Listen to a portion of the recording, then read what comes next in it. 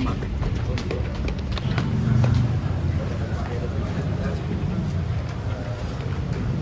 Dulu di kamu rasain. Itu yang pusat. DPP KMP itu pusat. Ini DKI.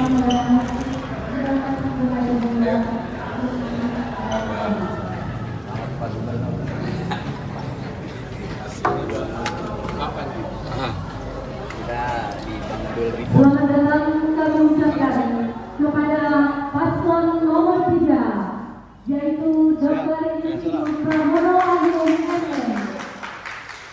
Beri tepuk tangan yang meriah untuk paslon nomor 3.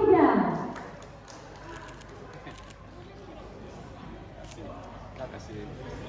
Gini.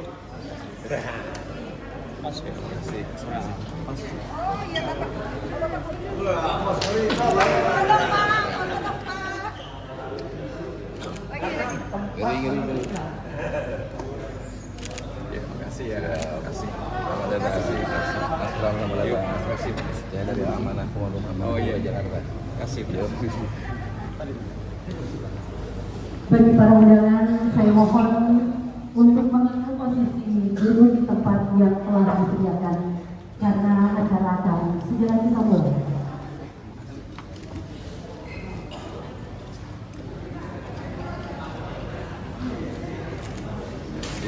Manis rasanya bikin rindu.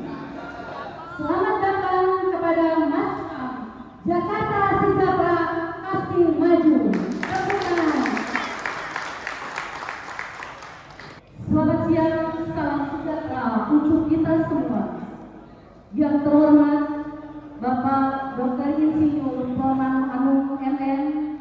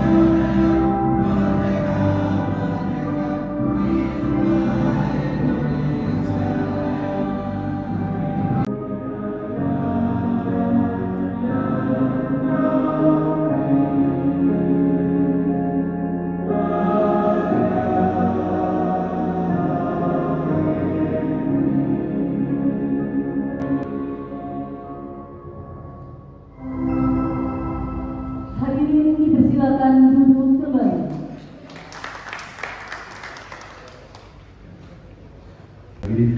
Alhamdulillah ya Rabbana alhamdulillah yang jalal sultanik Allahumma inna bi bismillahirrahmanirrahim. Assalamualaikum warahmatullahi wabarakatuh.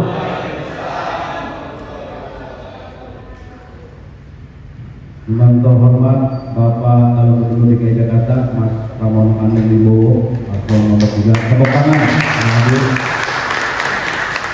Tadi sudah didoakan oleh Pak Imam, luar biasa rasanya.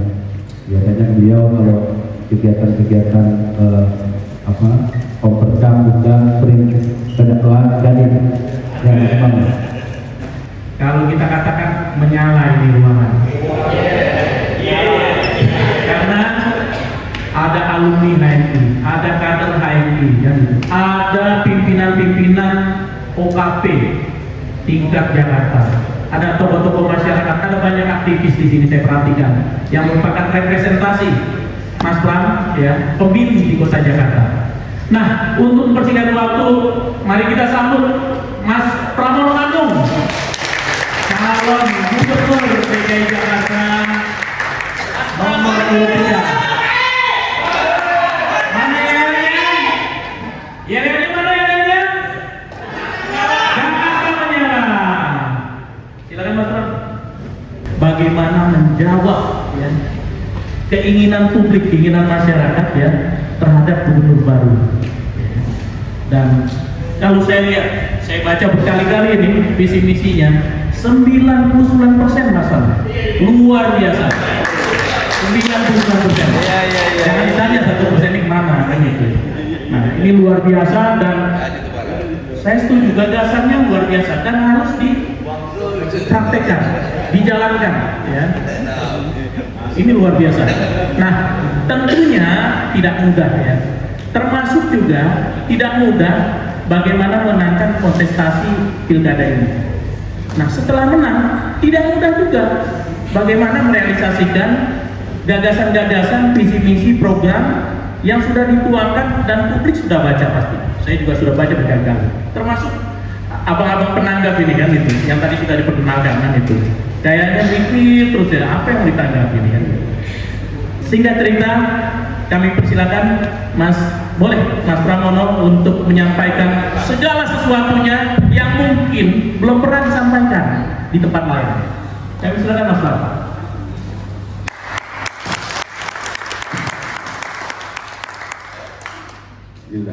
Assalamualaikum warahmatullahi wabarakatuh. Salam sejahtera bagi kita semua. Yang saya hormati Kanda Ikhwan Ridwan, Ketum Kami Jaya, juga Kanda Ahmad Hadi, Koordinator Des Pilkada yang sekaligus jadi moderator. Saya bersyukur saya ini aktivisnya di ITB. Dulu di ITB itu nggak ada kayak GMRI, nggak ada HRI, nggak ada PMKRI, nggak ada. Yang ada hanya student center yang di dalam dan di Salman. Kebetulan saya dua-duanya. Tingkat 1, tingkat 2 saya di Salman. Tingkat 3, tingkat 4 saya di student center. Terakhir saya menjadi ketua Dewan Mahasiswa ITB pada waktu itu. Sehingga dalam perjalanan karir politik saya sungguh sangat bersentuhan banyak sekali mantan ketua-ketua umum HRI yang ada.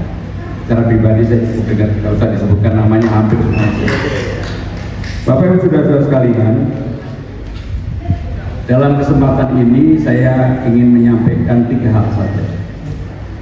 Yang pertama, apa yang menjadi keinginan, latar belakang dan juga niat saya untuk menjadi gubernur ini. Pasti teman-teman sekalian sudah mengikuti membaca bahwa sebenarnya saya sama sekali tidak pernah mempersiapkan diri untuk menjadi calon gubernur. Sama sekali. Bahkan saya secara terbuka saya mengatakan saya memberikan dukungan sepenuhnya kepada Mas Anies untuk maju sebagai calon gubernur dari PDI Perjuangan. Tetapi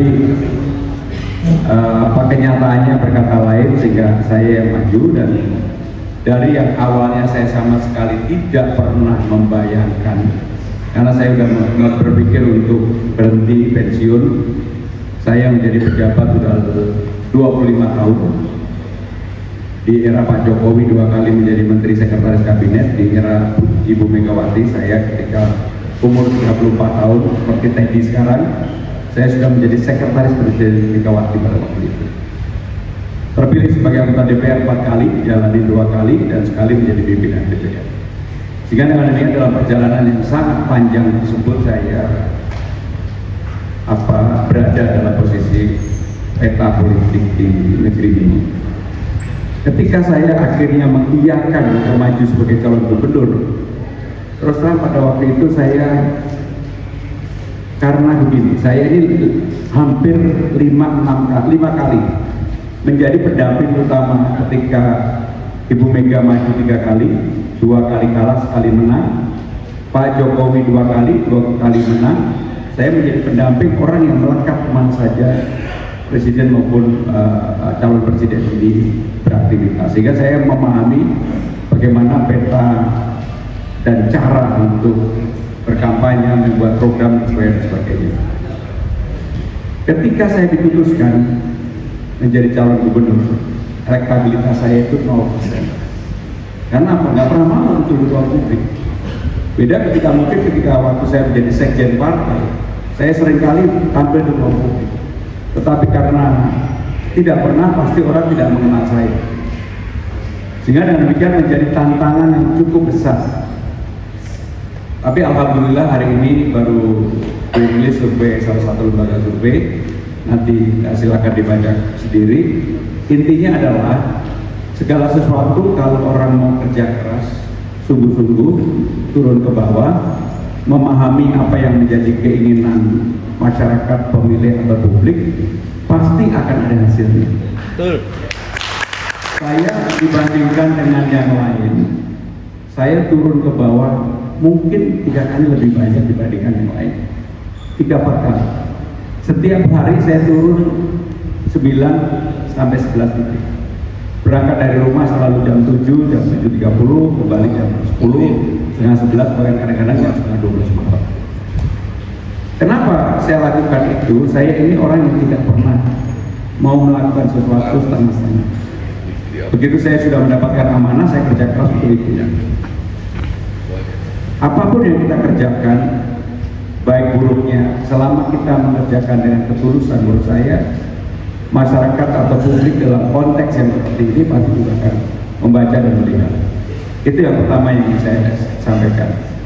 Yang kedua, setelah melihat, memotret berbagai peristiwa yang ada di masyarakat, total cara berpikir saya berubah total. Saya sebagai orang yang dikenal sebagai teknokrat karena saya lama sekali ada di belakang Presiden Megawati, ada di belakang Presiden Jokowi selama 2 periode, penjaga dapur. Dulu waktu menjadi politisi, baik menjadi anggota DPR, jadi sekjen, jadi pimpinan dewan, pimpinan DPR RI pada waktu itu, tahu sedikit bisa ngomong banyak. Tipikal politisi kita itu tahunya sedikit, ngomongnya bisa banyak. Tapi ketika saya menjadi Menteri Sekretaris Kabinet, hampir semuanya tahu. Karena apa, substansi di tempat saya, kepres di tempat saya nggak pernah bicara sama sekali. Sehingga proses pendewasaan itu betul-betul membuat saya lebih dewasa. Nah, ketika saya turun ke lapangan melihat persoalan yang saya sebut dengan belanja masalah, jujur saya terkaget-kaget. Banyak kebijakan yang secara kebijakan bagus, tetapi di lapangannya sungguh sangat berbeda. Tidak pernah terbayang dalam hidup saya 1,5 kilo dari kantor saya sehari-hari di istana, seperti di Cideng, di Tanah Abang, Tambora, Taman Sari, dan macam-macam. Ini saya selalu ceritakan, banyak tempat yang tidak bisa melihat matahari sama sekali. Banyak yang tidak punya MCK. Banyak yang rumahnya itu hanya punya 2 tempat tidur, tetapi yang tinggal di situ 12 orang. Bahkan saya sampai masuk ke dalam, kemudian saya tanyakan kepada mereka, bagaimana dengan tidur yang hanya 2 kamar? Mereka bilang diatur 3 shift, tidur pagi, tidur sore, tidur malam. Itulah potret realita ketika saya turun ke lapangan. Sehingga dengan demikian itulah yang kemudian menjadi pendorong saya paling utama, yang dulunya setengah hati, sekarang saya bertekad, jatuh cinta, saya fight untuk bisa menang dan ingin merubah. Saya ingin merubah hal-hal kecil yang ada di lapangan yang tidak pernah saya bayangkan sebelumnya. Mungkin gak banyak orang yang seperti saya di istana 15 tahun pembuat kebijakan, tetapi gak sampai 1,5 kilo, 2 kilo, ternyata potretnya menjadi berbeda sekali. Itulah yang kemudian membuat saya setiap hari harus ada belanja masalah. Dari potret itu, apa yang akan saya lakukan? Saya akan melakukan pembenahan dari bawah. Hal yang menyangkut kartu Jakarta Pintar, kartu Jakarta Sehat, Jumantik, Dasar Wisma, PKK, Posyandu, Dasar Wisma, disabilitas, yang buruk sekali pendataan. Yang buruk sekali pendataan. Orang yang berhak menerima tidak terima, orang yang tidak berhak terima. Bahkan yang lebih menyedihkan adalah semua urusan KJP, misalnya kartu Jakarta Pintar, itu dipusatkan ke Rawabunga. Padahal di Jakarta ada 44 kecamatan. Bagaimana orang dari Jakarta Barat harus ke Jakarta Timur ke Rawabunga hanya untuk menyelesaikan data KJP-nya. Ini dan rata-rata kan masyarakat yang tidak mampu. Ketika mereka berangkat dan pergi untuk butuh waktu 1,5 jam lebih. Di sana antri 3 jam. Setelah itu pingpong kanan kiri, capek pulang. Nggak ada yang ngurusin. Dan saya menanyakan ini hampir ke semua wilayah. Artinya apa? Ada satu cara sistem yang harus dirubah secara total. Maka kalau saya hari ini dilantik jadi gubernur, hari itu juga saya keluarkan pergub penyelesaian untuk KJP tidak lagi di Rawamangun, tapi di seluruh kecamatan harus ada. Di seluruh kecamatan harus ada.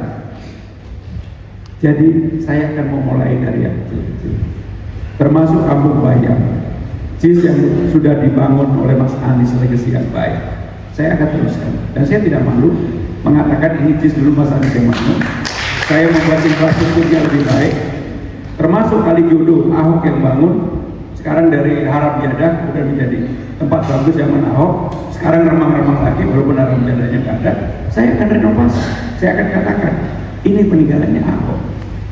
Sehingga dengan demikian, kalau menjadi gubernur Jakarta, yang kedua yang saya sampaikan, nggak boleh punya egosentris dengan itu.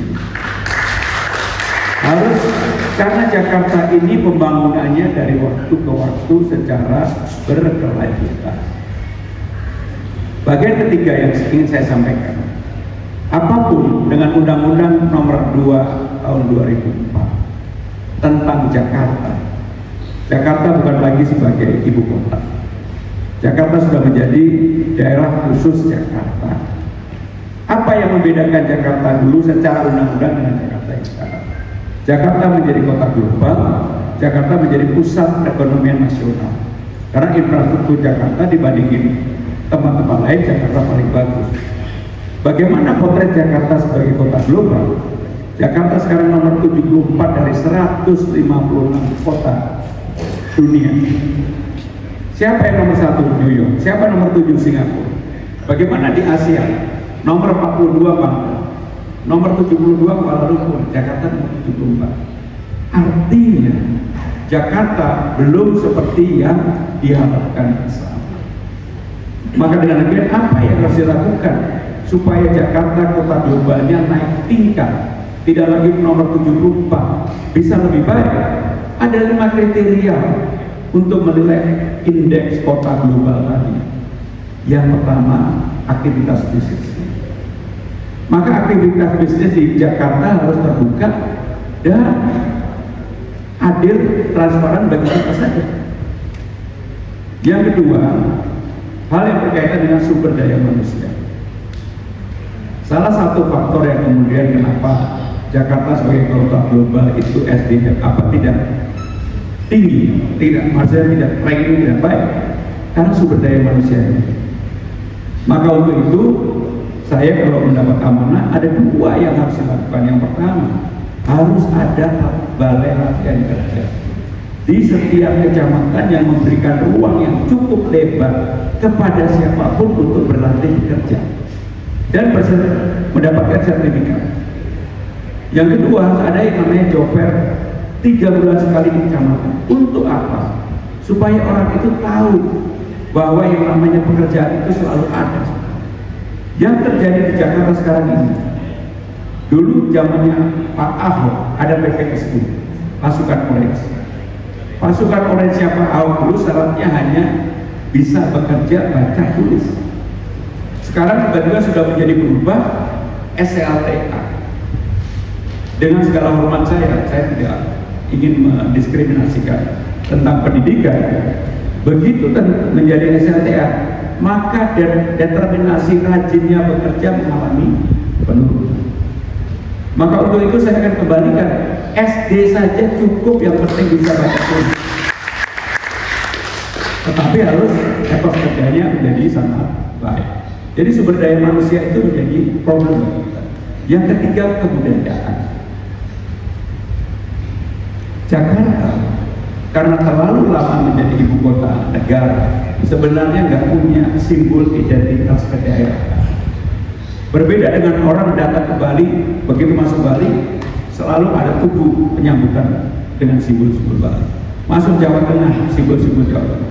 Masuk Jawa Barat ada simbol-simbol Sunda dan sebagainya. Jakarta Sebelum menjadi sekarang ini, simbolnya macam-macam. Ketika bapak-bapak mendarat di Soekarno-Hatta, tergantung siapa yang ulang tahun,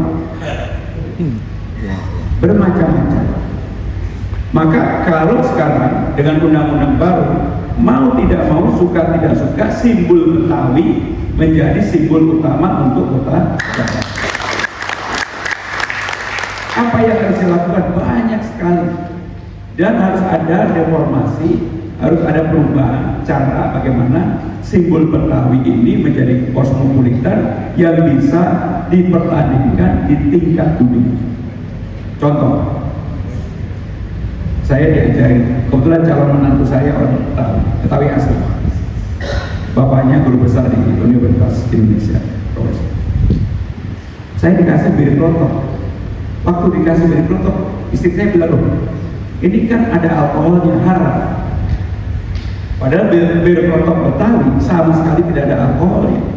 Malah tenggorokan seperti saya yang lagi sakit ini harus diperbanyak minum bir klotok tadi. Saudara-saudara sekalian, coba kalau kemudian bir klotok kita buat kemasan bagus, kalau ada tamu, apakah itu tamu negara atau tamu dalam negeri atau tamu siapapun, kita hidangkan hal yang bagus tadi, rasa yang bagus tadi yang bisa memberikan, menyembuhkan tenggorokan tadi, akan beda, packagingnya beda, kemasannya beda. Ini contoh saja. Yang keempat, berkaitan dengan pertukaran informasi. Dan yang terakhir, politik. Jakarta sebenarnya memenuhi syarat untuk 5 tadi. Hanya memang tidak pernah digarap secara pasar. Maka untuk itu, bagaimana dengan cara untuk bisa merubah image ini? Saya melakukan survei khusus dan tidak kami upload kemanapun. Saya ingin memotret apa sih problem utama di Jakarta. Ternyata problem utama di Jakarta nomor 1 adalah bukan kemacetan, rumah kosong.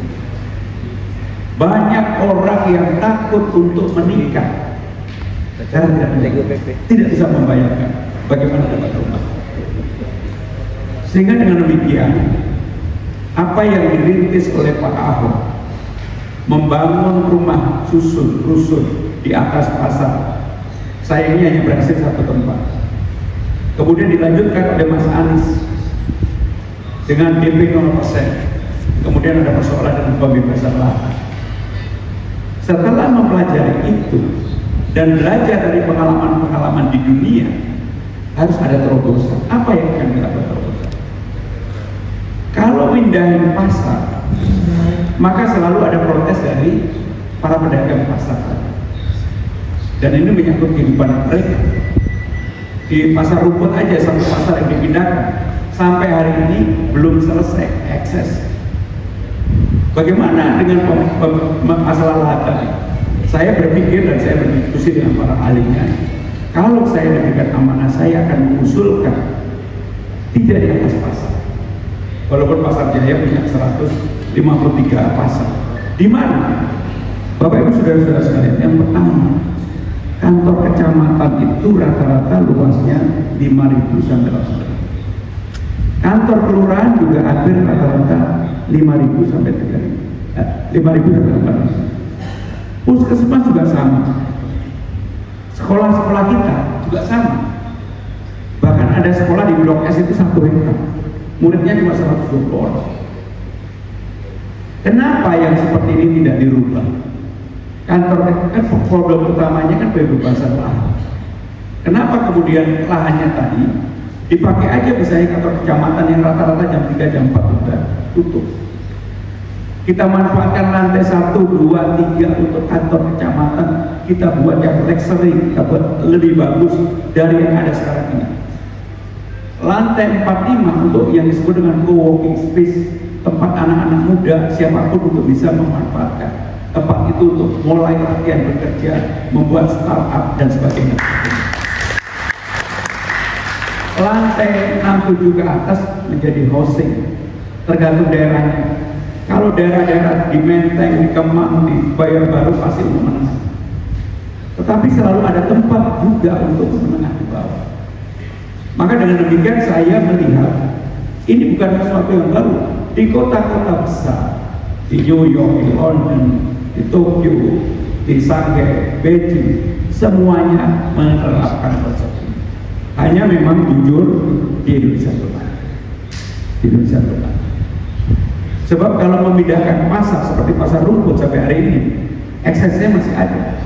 Kalau kita memindahkan misalnya di Blok S tadi, yang muridnya hanya 120, kan kita bisa pindahkan tempat itu untuk sekolah. Anak-anak gedungnya kita bangun, dan problemnya di Blok S itu apa sih? Selain perumahan adalah macet di Gunawarman dan di Senopati. Kemudian kenapa yang tadi sekolah tadi yang 1 hektar kita buat yang bagus? Kalau perlu ke bawah kita buat vale 1, 2, 3, 4, 5 ke bawah untuk vale. Kita buat sekolah 1, 2, 3 ke atas dan seterusnya sama. Ada pendapatan baru untuk vale tadi. Kemudian jalan Sudirman, jalan Senopati Gunawarman kita larang orang berpakai di pinggir jalan. Saya yakin, aku yakin itu pasti bisa. Terakhir dari saya, memang menjadi gubernur Jakarta juga harus ada terobosan. Gak bisa Jakarta ini hanya mengandalkan pendapatan atau income-nya dari yang disebut dengan pajak, restribusi, dan dividen. Anggaran pendapatan daerah Jakarta ini sekarang 81 triliun, silvanya 5 triliun. Maka apa yang saya lakukan? Karena saya lama di pemerintahan pusat, saya membantu Presiden Jokowi, Gus Yahya, Pak Erick Thohir, menyiapkan apa yang disebut dengan INA Funding, Indonesia Funding. Apa itu Indonesia Funding? Indonesia sebagai institusi untuk investasi. Kenapa ini menjadi menarik dan kuat? Karena kata-kata Indonesia, negara Indonesia, pergi kemanapun nggak perlu kolateral, apa itu jaminan. Berbeda dengan Bapak Ibu sekalian, kalau datang ke bank, ditanya jaminannya apa, itu pasti. Kalau Jakarta kita bikin yang sama, Jakarta Funding, nggak perlu investasi, kolateralnya apa? Jakarta sebagai kolateral. INA Funding, yang dulu modalnya 2 triliun plus 4 triliun, 6 triliun. Sekarang mengelola lebih dari 100 triliun. Dan menjadi revenue buat negara luar biasa, karena dana abadi untuk LPDP sebagian dari INA Funding. Maka dengan cara yang sama, saya akan ambil silvanya tadi yang 5 triliun, rata-rata 5 triliun. Saya ambil aja 3 triliun, kelola secara betul, tetapi nggak boleh ASN, nggak boleh BUMD, harus 1000% profesional. Kami bagian yang menikmati aja. Jadi kalau ada dana abadi ini direnovasi aja. Sehingga dengan demikian kalau itu dikelola secara profesional pasti bisa. Kebetulan pada waktu itu ketika memilih yang menjadi CEO INA Funding, ada namanya Rida. Dia lagi di Hong Kong. Saya kenal secara pribadi. Dan akhirnya mau. Sekarang profesional. Apakah masih ada orang Indonesia seperti itu? Ada. Namanya Hilman Sitohang, tinggal di Singapura, menjadi CEO-nya Merrill Lynch, lama sekali.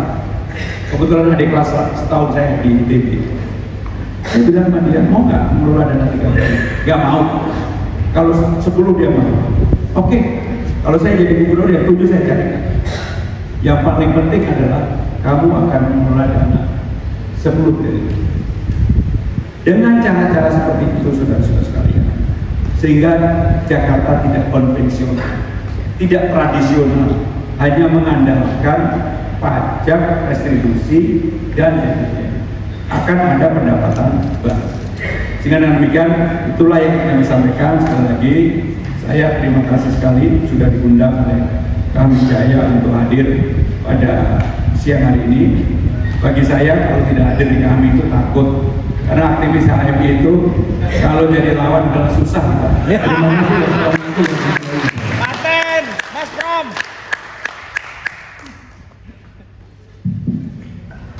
Menyala Mas Pram. Menyala. Luar biasa. Jangan diragukan lagi. Kenapa? Ini tokoh nasional, pengalamannya nasional, lalu dituangkan di level di bawahnya, level di Kota Jakarta, seperti itu. Nah, tadi luar biasa ya, inovasi, terobosan. Ini saya kira penangkap akan bingung nih, apa yang ditanggapi ya gitu. Luar biasa. Dan tentunya ini kalau bagi orang lain, Mas Pram, ini bisa dijalankan dalam tempo 10 tahun. Tapi oleh Mas Pram ini dipadatin jadi 5 tahun kan itu. Nah tentunya ini harus full power betul ini. Dukungan dari Dewan juga harus full power, dukungan dari atas istana juga harus full power, ya, dukungan dari masyarakat juga harus full power. Nah sebelum saya lempar ke penangkap ini, para akademisi yang juga punya pengalaman di pemilu, ini ada nggak strategi dari Mas Pram agar dapat nih semua full powernya? Kalau Mas Pram kan luar biasa, sudah full power ini, sudah full power kan itu, sehingga dapat dukungan dari pusat, dapat dukungan dari publik, dapat dukungan dari Dewan. Kalau tadi apalagi ya, dari Singapura juga udah ini tuh, udah dikasih kuncian ya kan seperti itu. Nah barangkali bisa dikasih bocoran gitu, Mas Pram, silakan. Saya sebagai politisi, boleh dilihat rekodnya, saya hampir nggak punya musuh pribadi. Dan saya bersyukur, saya beruntung, saya selalu menjadi mediator Bu Mega kepada siapapun, termasuk pada Pak SBY. Sebenarnya saya waktu itu melakukan pada Pak Prabowo, pada Pak Jokowi, pada tokoh-tokoh yang ada, termasuk yang secara diametral posisinya berhadapan dengan beliau. Sehingga dengan pengalaman panjang ini, memang cara berpikir berpolitik saya itu politiknya merangkul bukan memukul. Secara jujur saya katakan, saya nggak pernah lihat apa yang dikampanyekan oleh calon lain, sama sekali nggak pernah lihat.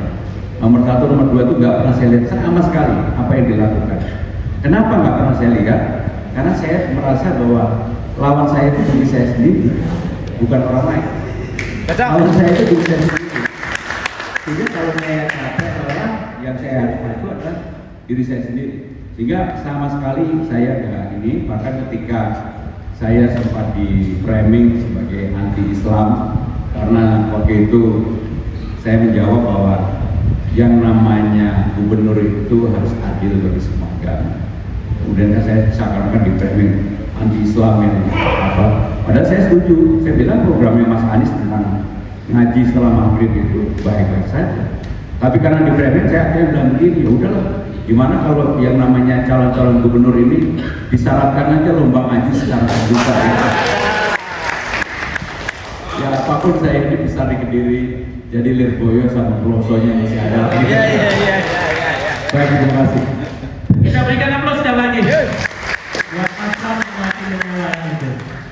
Ya, ini berarti tesis saya tadi terkait dengan 99% program Mas Pram ini kita percaya itu terbukti ya dari pengalaman Mas Pram. Lanjut, saya ingin minta tanggapan ini. Warahmatullahi wabarakatuh. Yang saya hormati, saya mengucapkan Mas Pram ada ya, biasa dipanggil Mas Pram. Ada beberapa yang mungkin ingin saya tanyakan ya. Tadi sebetulnya pertanyaan pertama itu sudah disampaikan sama moderator.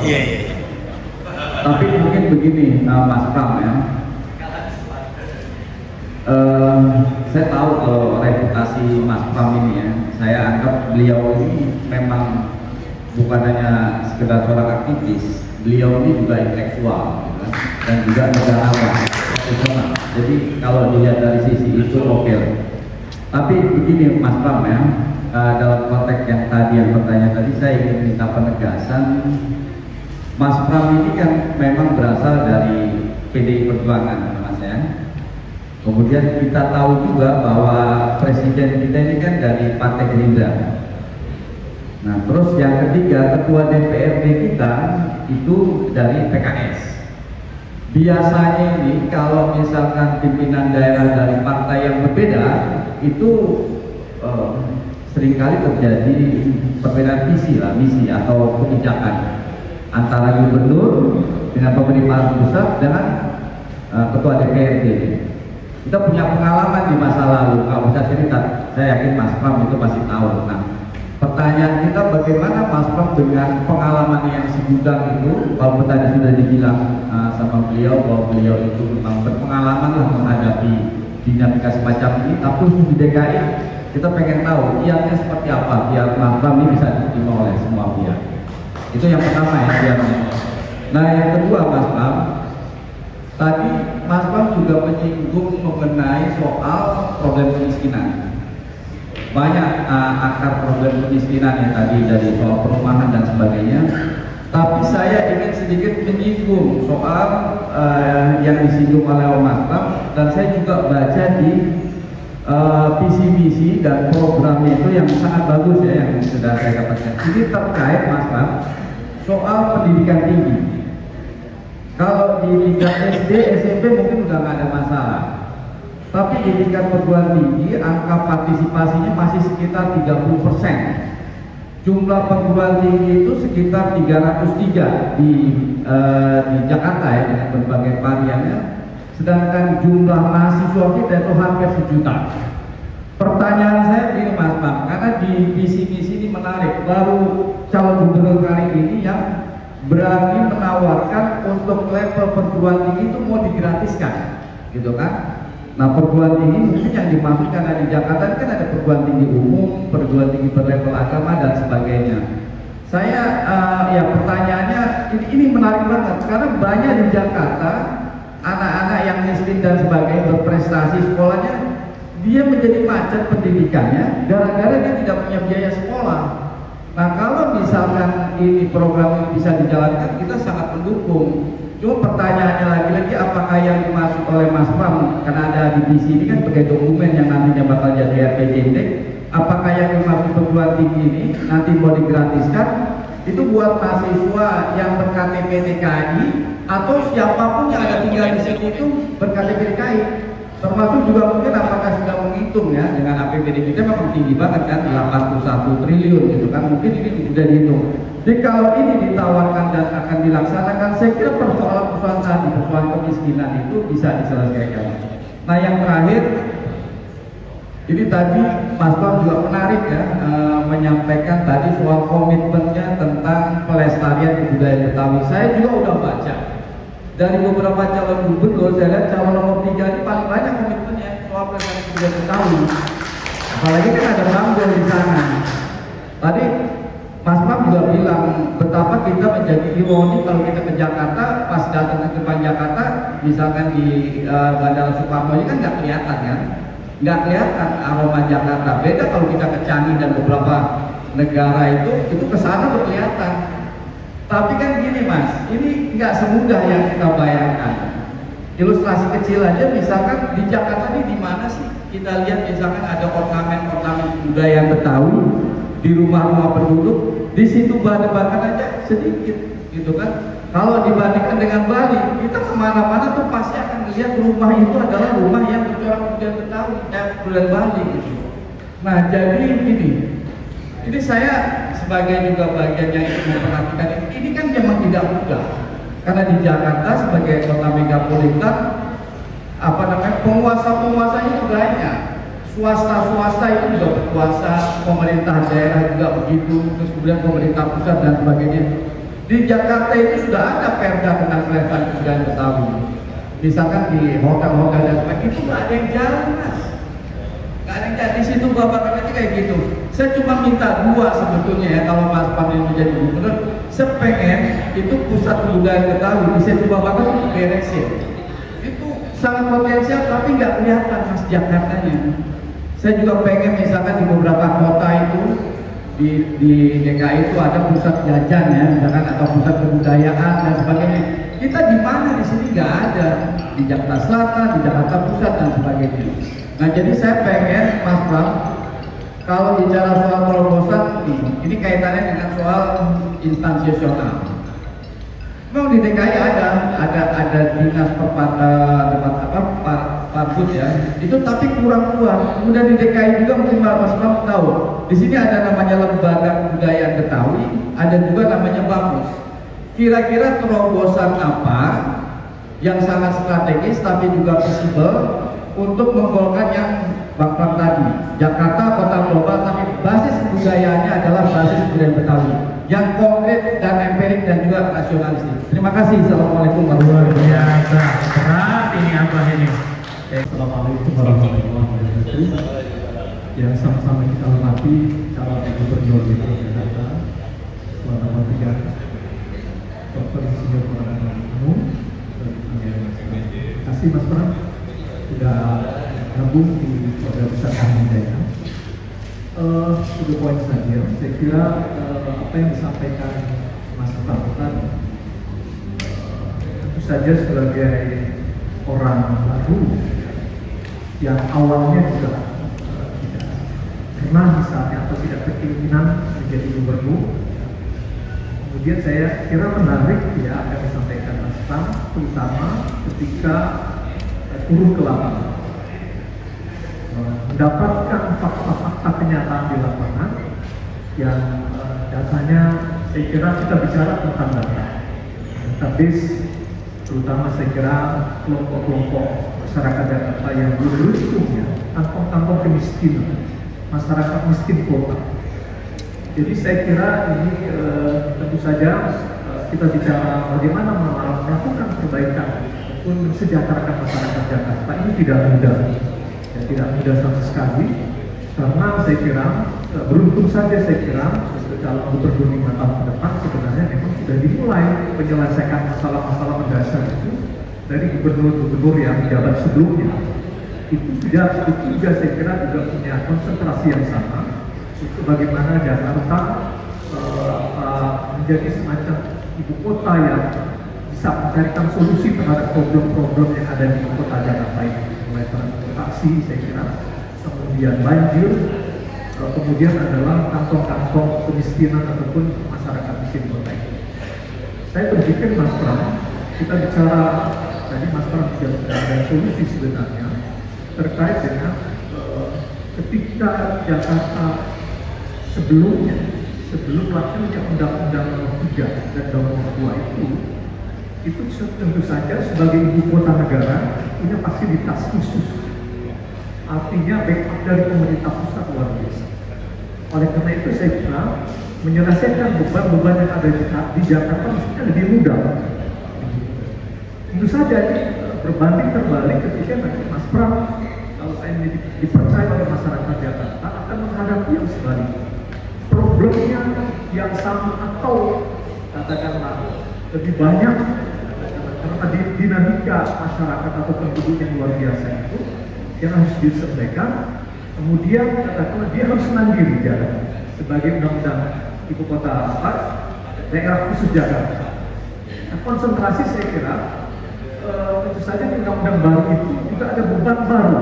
Ya. Ada beban baru menjadi kota global, kemudian pusat perekonomian nasional, termasuk saya kira yang sangat membebani juga adalah menjadi kawasan aglomerasi, di mana dia tidak hanya berpikir untuk Jakarta, tapi juga kawasan-kawasan di luar Jakarta. Jabodetabek berkunjung ya, beberapa kawasan-kawasan penyangga ibu kota ini.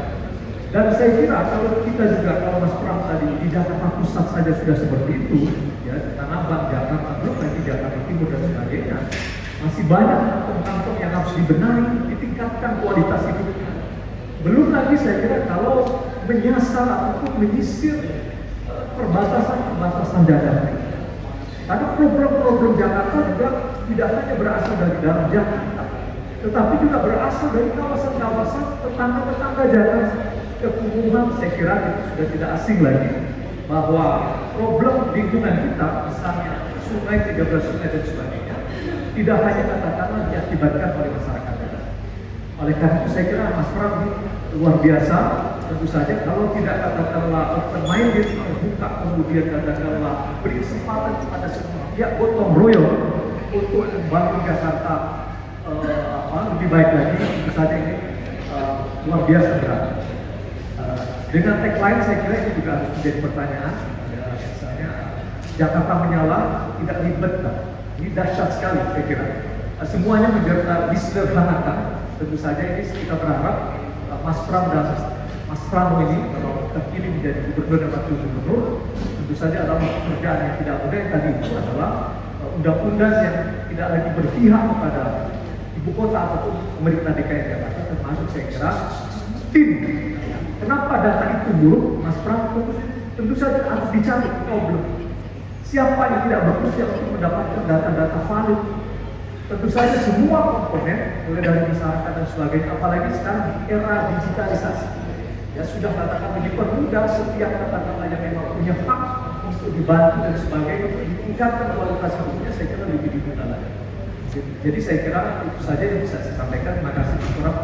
Assalamualaikum. Terima kasih luar biasa Bang Sidik. Pertanyaan dari Abah Farudin. Jadi bangsa ini biasa ada perbedaan. Kita ingat ketika Pak Jokowi dengan Ahok, presidennya Pak SBY, berbeda partai, berbeda. Kemudian ketika Mas Anies dan Mas Sandiaga Uno, presidennya Pak Jokowi.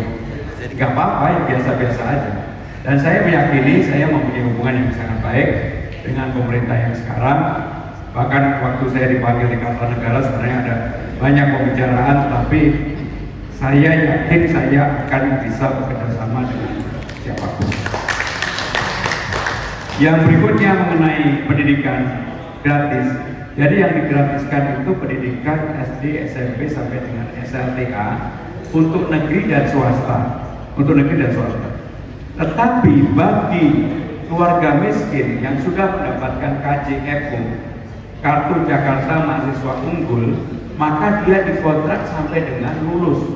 Sebab kalau enggak, maka ini akan berhenti. Jadi pengalaman ini kemudian membuat kami akan mengikat yang bersangkutan sampai dengan selesai. Kemudian mengenai yang berikutnya pelestarian budaya Betawi.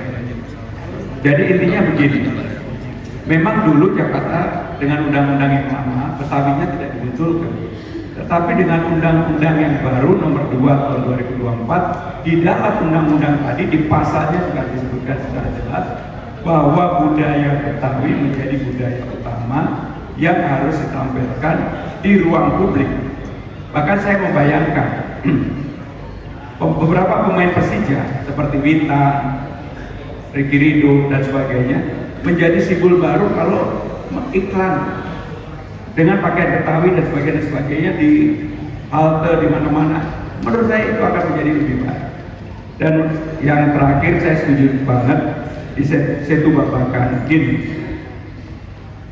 masyarakat Betawi sendiri, mohon maaf, bahkan banyak yang belum tahu ada yang namanya Museum Husni Tamrin. Padahal museum ini luar biasa. Maka menjadi kewajiban pemerintah dengan undang-undang baru untuk merawat itu, termasuk Setu Babakan, menjadi ikon baru, simbol baru untuk Jakarta. Sehingga warna Betawi itu tidak boleh setengah hati. Undang-undang sudah berubah dan memaksa itu. Yang terakhir dari saya mengenai aglomerasi, kebetulan saya menyiapkan perpresnya. Kalau Jakarta ini mau maju, persoalan transportasinya mau baik, maka udah nggak ada lagi Transjakarta. Yang ada adalah Transjabodetabek. Kenapa? Semua orang yang datang masuk ke Jakarta pagi sekitar 4 juta, pulang 4 juta sore atau malam hari. Mereka kita atur supaya mereka mau masuk ke Jakarta tanpa menggunakan transportasi umum atau transportasi pribadi, tetapi menggunakan transportasi umum. Bagaimana caranya? Transjakarta untuk busway ada 15 golongan orang yang digratiskan, ASN, TNI, Polri, disabilitas dan sebagainya. Maka kita perluas sampai dengan Jabodetabek. Mau naik KRL gratis, MRT gratis, LRT gratis, sehingga orang mempunyai kepastian mau naik apa saja dia bisa. Sehingga di luar negeri disebut dengan sistem yang disebut dengan right and path, seperti di New York, di London, dimanapun orang yang tinggal di Saben area, di sini misalnya di Bekasi, Depok, Tangerang Selatan, dia cukup menitipkan mobilnya sebelum naik ke kendaraan apa transportasi umum. Mohon maaf, Bapak Ibu Saudara-saudara sekalian, itulah yang harus dilakukan untuk jangka panjang. Sekali lagi saya mohon maaf betul. Saya masih enggak saya mohon maaf, terima kasih. Saya mohon maaf. Teman-teman sekalian, ya kita ya waktunya sudah terbatas ya. Kita berikan aplaus ya. Kita